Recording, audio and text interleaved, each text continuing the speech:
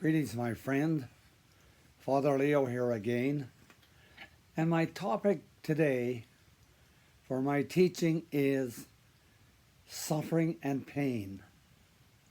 And how do we experience suffering and pain? How do we manage it? How do we cope with it? And of course, the big question always is, where is God? I think when I start to talk about pain and suffering, I make the distinction between necessary pain and unnecessary pain, necessary suffering and unnecessary suffering. Now, when I talk about necessary suffering, what I mean is that just by the very fact that we're born into the human condition and are part of evolution, part of the evolving world in which we live, there is what I call the pain of being human. And that is the harsh reality that during our lifetime, most of us will indeed experience pain and suffering, and is not any way, shape, or form something to blame ourselves for. It just goes with being human. And there are experiences we have. For example, the one that I'm experiencing, and many people can identify with, is aging, diminishment, a body that is no longer able to do what it once did, and the frustration of that. And so there's a lot of pain of aloneness. It just happens. Things happen to us. As one of the Beatles said, life is what happens when you're making plans. And so that's kind of where it's at. That terrible suffering that is part of the human journey. And for the most part, I guess, there's no real way to avoid it. We know that a man wrote a book called When Bad Things Happen to Good People. And that's kind of it. And there's a great mystery here. Two mysteries, really. One is the mystery of God. The mystery of God. And somehow we have to come to terms with the fact that the mystery of God is a mystery we have to live with. It's not a problem to be solved. That God is God, and as creator, as being a part of this great mystery, that's what we have to locate God, is in mystery. The second place where we have to locate suffering is also in mystery. It's also in mystery. We don't know. There's that poem, God hides from all creatures the book of faith, else who could be here below? And so there's that whole sense of que sera, sera. Whatever the future will be, we do not know. So that kind of thing, the suffering and the pain that may face us because of being human, it's a reality. And I know we ask the question, why? Why? Why I might get cancer? Why I might have a heart attack? Why I might have a brain cancer? Or why I have a betrayal or a broken relationship?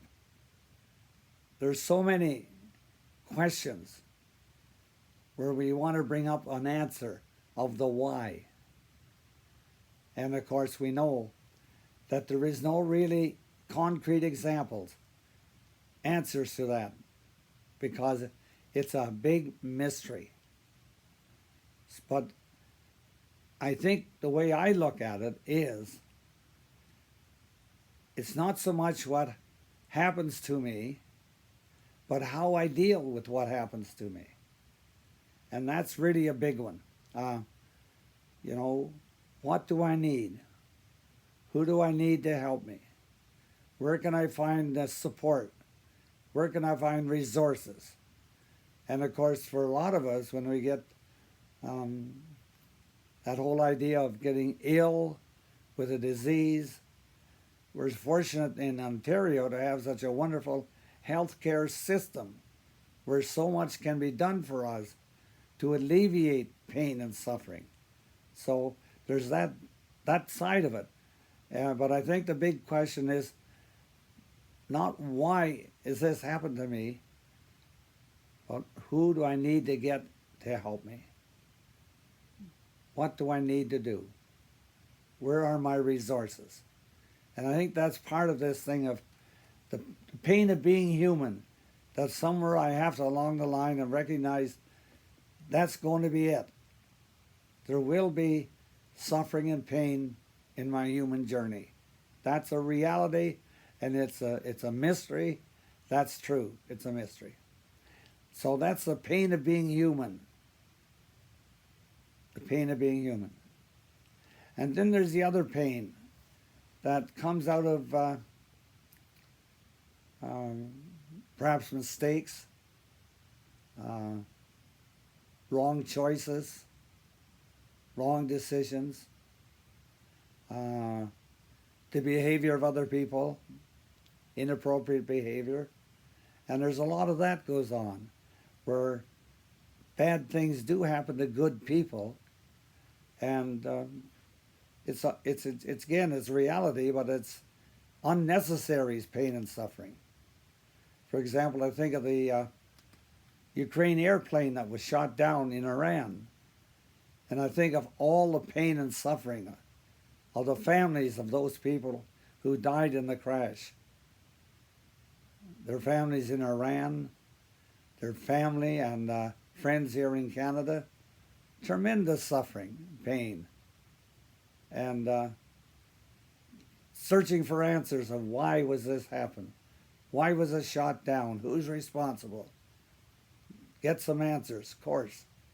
But that again is, like I say, unnecessary pain. If that plane had not been shot down, people would not have suffered all this pain. And that's all kind of examples about that. So you have what I call necessary pain, the pain of being human, and unnecessary pain, which can come, and suffering, which comes out of my inappropriate choices, unwise decisions, all of those kind of things. And so we have that two part of those things, the pain of being human and human error, if you will, human error. So then we ask the question, well, where is God? Where is God?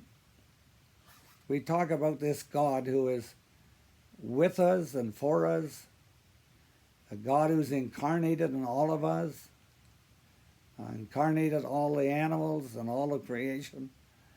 So where is God? Well, you know, I can answer that out of my own experience. A couple of months ago, I had a car accident. And the seat belt held me, the airbag went off, but I was still really injured in my chest. Tremendous pain in my sternum, tremendous pain in my soft tissue, tremendous pain. And one day I was disgruntled, I guess, and saying to God, where are you? And I heard it coming up from within me, I am with you in your suffering. And out of that I came to realize, yes, the incarnation, that God's incarnated in all of creation. And when humans suffer, when animals suffer, when the earth suffers, God suffers. But that's kind of hinges on my sense of the incarnation, that God is incarnated in all of creation. Creation is the body of God.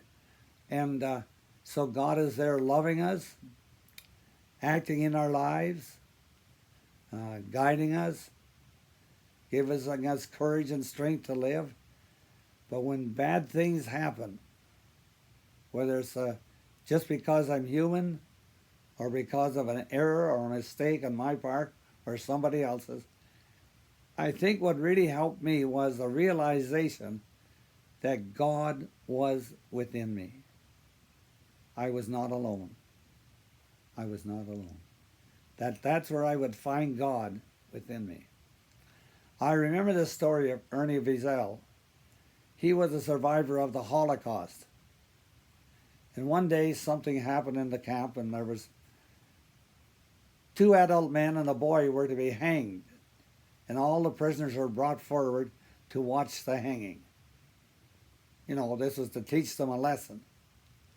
And it so happened that the 2 men, adults, died very quickly. But the boy, being much lighter, a young lad, he struggled much longer. And as the story goes, a man next to Ernie Wiesel said, "Now, where is God?" And Ernie Wiesel said to him, "Look up. He's hanging in that boy. God is hanging in the boy. The boy is suffering, God is suffering." And I think that's a lesson that we must learn somewhere along the line, that God does not abandon us. Never. It may feel like God has abandoned us. And if we really believe in God, we may cry out to God, as Job did, or we may even express our anger at God at the way life has unfolded for us. We may be angry at God and shout at God. And we may even curse God out of our pain and suffering. But venting is so important when we're suffering, that we don't stuff it down and hold it, but we get it out. So the pastoral care of people who are suffering, and this has been a big part of my ministry for 60 years, journeying with people who suffer. And yes, on the one hand, it's to bring healing. And in many ways we do. Myself, and as a priest, as a counselor, doctors and nurses, and all the healthcare people who work at bringing wellness and health to people. So there's all of that that goes on here. But along with that is the need we have, first of all, as a listener, to listen to people's pain and not be fixers or advisors. When I was studying psychology, I had a professor, and when he would have a case study, and anytime myself or a student gave advice, he drew a picture of a toilet on the board, and he would take that advice and walk over, dump it in the toilet, pull the wire. Advice giving, fixing somebody. We may be moved by compassion and want to help, but the biggest help is active listening, empathy. Tell me your story over and over again if you need, but that listening. And I found that that's the biggest thing I could do for somebody who was suffering, that I come as God with skin on. I come as God with skin on, and a God who is compassionate and will listen and care and support and be a resource of strength just by presence. But the thing is, we have to be able to be present, and presence is not always achieved. Sometimes some people just can't be present because they're so into fixing and giving advice. But it's the whole idea of an active, compassionate, empathetic listener. Along with that, of course, is being honest with God and how you feel. Be honest with God. You're not going to hurt God. You're not going to hurt God when you allow yourself to be honest and rage at God, be angry with God, and maybe curse God. Who say? God can take it. Don't worry about it. But it gets it out there and gets you. And the very fact that you're angry with God shows that you believe that God is with you. And as I've said before, God is with us. God is for us. God is with us and God is for us. And therefore, to recognize that when we suffer, God suffers. It's not we're suffering and God is at a distance. No. God is incarnated within us. And when we suffer, God suffers. When we cry, God cries. When we call out in pain for help, God is calling out. There is no separation. There is no separation. God suffers when I suffer. God suffers when you suffer. That's reality. That's the incarnation. And so with that in mind, is to also explore what resources are there for me. If it's an illness, obviously a doctor, a nurse practitioner, emergency, the hospital. There's so many helps that way. And also, on the other hand, a good friend. How often we hear about friends who gather together and when one of their members is ill or even terminally ill and dying, how they keep vigil. People come and journey with the person and love them into a new life. Love them into a new life. And when they close their eyes in death, they know they're experiencing the love of friends. There's so many ways in which we can be pastoral with people who are dying, people who are sick, people who are having troubles, burdens, one kind or another. And we can be there and be present and offer our love and support. And yes, our prayers. I find today that something's happening. People are really good in their compassion and empathy for people who suffer. But the one thing that seems to be lacking in many instances is any sense of the presence of God. Any sense. It seems that many people no longer believe in prayer. It seems that way. And sometimes we as baptized people don't really believe that prayer does any good. The laying on of hands, the praying for healing, you know, and I think I need to say this, that it's not just the priest who can do the healing prayers. Everybody who's baptized, you know, the scriptures say, lay your hands upon the sick and they shall be healed.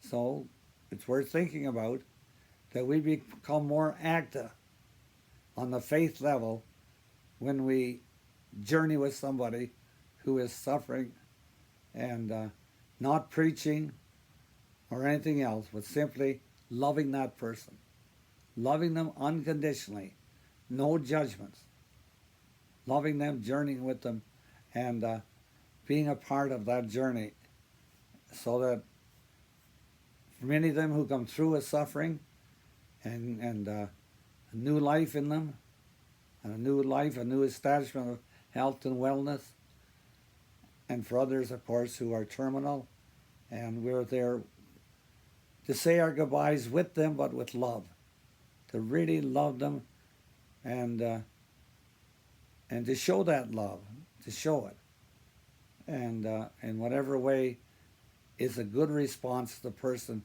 who is suffering. Like I say, there's a pain of being human, and it just is. It is what it is. It's a great mystery, the pain of being human.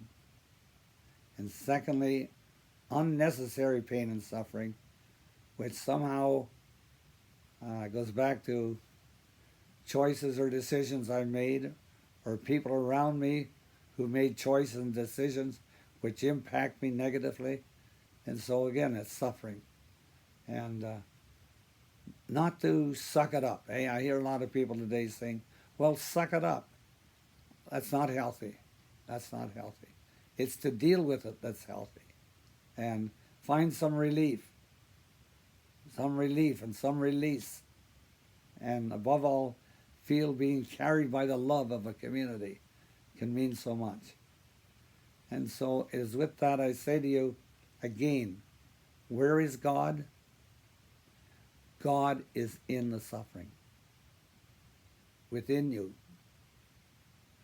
And when you suffer, God suffers. When you cry, God cries. When you rejoice, God rejoices. When you laugh, God laughs. Incarnation. God is with you and for you every moment of your life. God bless.